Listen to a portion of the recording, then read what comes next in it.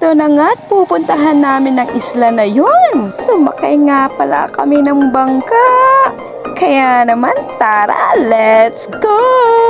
At talaga nga namang excited na ang mga batang ito. Naghahanda nga pala kami para sa aming pagsakay sa bangka. Kaya naman busy ang lahat.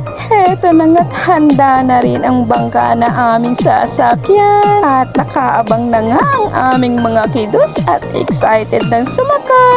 Sabi ko nga mag-video na ako dito. At may nakita nga ako talagang pinaghandaan ng OOTD. Sige, Donya Saling na nga siya. Pero bawal daw siyang utangan, wala siyang money.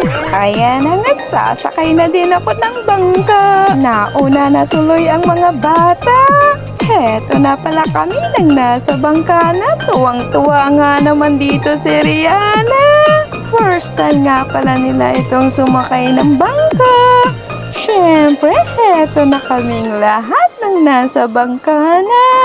Excited na nga kaming marating talaga ang isla na gusto naming puntahan. Hanggang dito na lang po muna. Salamat!